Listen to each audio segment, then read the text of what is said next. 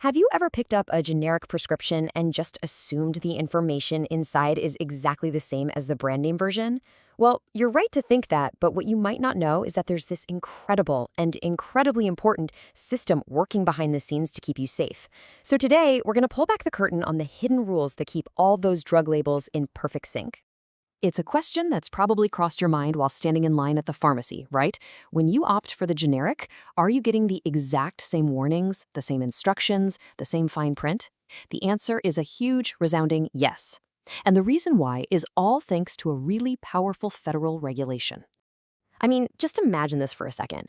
A new, serious side effect is discovered for a brand name drug, so its label gets updated immediately. But what if the generic version you have still has the old label with no mention of that new warning? That's not just a small mistake, that's a potential health crisis. And this is exactly the kind of danger this whole system is designed to prevent. So how do we make sure that dangerous situation never happens? Well, the solution is actually pretty straightforward, but making it happen involves a super structured process that ensures both of those labels, the brand name and the generic, are telling the exact same story. Okay, so it all comes down to this one core principle from the FDA, the same as requirement. The rule is just as simple as it sounds. The label for a generic drug has to be a mirror image of the label for its brand name counterpart, which in the official jargon is called the reference listed drug, or RLD. When it comes to all the crucial safety and usage info, there's just no wiggle room. And the regulation doesn't just say the labels have to eventually be the same. It adds this really critical element of urgency. Generic manufacturers are legally obligated to update their labels to match the brand name version at the earliest time possible. That little phrase is huge because it makes sure there's no dangerous delay. Okay, so we know the rule, but how do companies actually pull this off in the real world? It's definitely not magic. It's a very methodical four-step process that gets triggered the moment a brand name label changes. First, they monitor. Think of them like watchdogs, constantly scanning FDA databases for any updates. The second a change is spotted, they jump to step 2, assess. They do this meticulous side-by-side comparison to see exactly what's different. Then comes step 3, submit. A formal update, called a supplement, is sent to the FDA. And finally, step 4 is implement, rolling out the change to all the packaging and online information. Now, you might be thinking, a change is a change, right?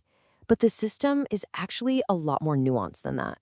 See, the FDA has different speeds, different pathways for these updates, and how fast things move depends entirely on how important the new information is. This chart here really breaks it down nicely. For the most urgent safety updates, like a newly found serious side effect, companies use what's called a changes being affected 0, or CBE-0.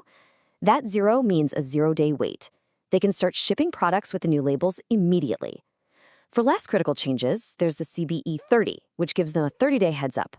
And for really major changes, they have to get a prior approval supplement, or pass, which means they have to wait for the FDA's green light before they can do anything at all.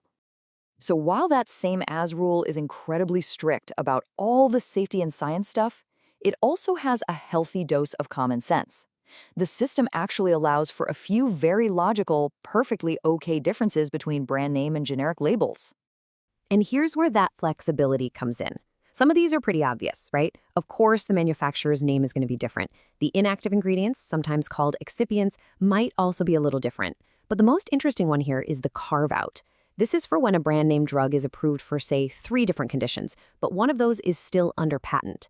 The generic can get approved for the other 2, and that patented use is literally carved out of its label. It's all about practical exceptions that don't mess with the core safety information. So, we've looked at the rules, the whole process, and even the exceptions. But all of this, every single step, is in service of one single, non-negotiable goal that holds this entire regulatory system together. This entire complex system, with all its moving parts and acronyms, it really all just boils down to one thing. Public safety, that's it. That's the one and only goal. The whole point is to guarantee that whether you, your doctor, or your pharmacist picks the brand name drug or the generic one, you are getting the exact same critical instructions and safety warnings every single time. It's a system of trust, and it's enforced by regulation. This whole process is just one of so many unseen systems working in the background to keep us safe.